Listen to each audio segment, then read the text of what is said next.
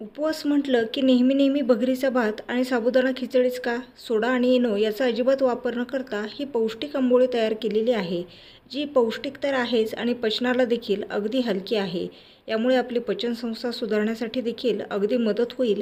कारण पीठ आंबवण्याची जी प्रक्रिया आपण याच्यामध्ये करणार आहोत त्याने बी कॉम्प्लेक्स वाढवण्यासाठी मदत होते आणि होतेही अगदी झटपट. नमस्कार, मराठी कट्टा किचनमध्ये आपलं हार्दिक स्वागत आहे. यासाठी आपण इथे 2 कप भगर घेतलेली आहे, अर्धा कप साबुदाणा घेतलेला आहे.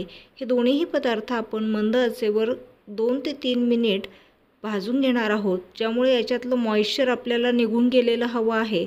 म्हणजे ज्यावेळी आपण याला मिक्सरला दळू याचं बारीक पीठ आपल्याला मिळेल. याऐवजी तुम्ही भगर आणि साबुदाणा 4 ते 5 तास भिजत देखील घालू शकता. आता हे भाजून झालेलं आहे. मिक्सरला याला आपल्याला बारीक भगर आणि साबुदाणा हा थोडासा थंड झाल्यानंतरच आपल्याला मिक्सरला फिरवायचा आहे. आणि ही बारीक झाल्यानंतर 1 कप आपण याच्यामध्ये राजगिऱ्याचं पीठ घातलेलं आहे आणि याच्यामध्येच आपण आता 1 कप ओलं खोबरं मिक्सरला दळून घालणार आहोत. ओलं खोबरं दळताना आपण याच्यामध्ये 1/4 कप इतकं पाणी घातलेलं आहे आणि आता आपण याला मिक्सरला बारीक फिरून घेणार आहोत. हे सर्व आपण पिठामध्ये घालणार आहोत. पीठ भिजण्यासाठी आता आपण साधारण 4.5 कप इतकं पाणी घालणार आहोत. भगर आणि साबुदाणा जर तुम्ही भिजवून घातला तर वरून पाणी घालण्याची याच्यामध्ये आवश्यकता नाही. सर्व पिठं एकत्र केल्यानंतर 2 ते 3 चमचे आपण याच्यामध्ये दही घालणार आहोत.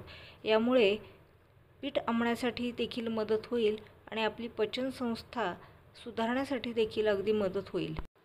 आता झाकून आपण रात्रभर हे पीठ आंबण्यासाठी ठेवणार आहोत. पीठ थोडंसं फुगेल त्यामुळे मी 2 भांड्यांमध्ये याला काढत आहे आणि याला दोन्ही भांड्यांना झाकून ठेवत आहे. 7 ते 8 तास याला झाकून ठेवायचं आहे. आता दुसऱ्या दिवशी हे आंबलेलं पीठ आपल्याला मिळालेलं आहे. चवीनुसार आपण याच्यामध्ये मीठ आणि अर्धा चमचा साखर घालायची आहे. तवा आपला छान गरम करून झालेला आहे. आता आपण याच्यावर हे आंबोळीचं पीठ पळीच्या साहाय्याने घालायचं आहे.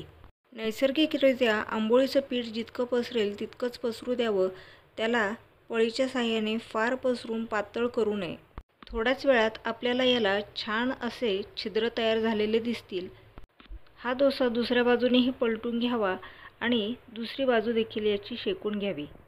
आवडत असल्यास थोडंसं साजूक तूप देखील लावावं. मिक्सरच्या भांड्यामध्ये अर्धा कप नारळ, अर्धा कप शेंगादाणे, 2 ते 3 हिरव्या मिरच्या, थोडीशी कोथिंबीर, थोडंसं काळं मीठ हे सर्व घालून 2 ते 3 चमचे दह्याचे देखील घालून आपण याला मिक्सरला बारीक फिरवणार आहोत. मिक्सरला ही चटणी दळलेली आहे. आता आपण याला फोडणी देण्याची तयारी करणार आहोत. फोडणीच्या कढईमध्ये आपण 1 चमचा साजूक तूप आणि अर्धा चमचा जिरे घातलेले आहेत.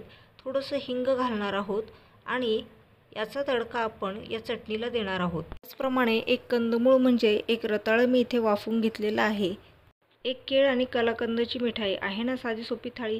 तेव्हा तुम्ही या उपवासाला काय केलं हे कॉमेंट बॉक्समध्ये सांगायला विसरू नका आणि सबस्क्राईब करायला विसरू नका मराठी कट्टा किचन.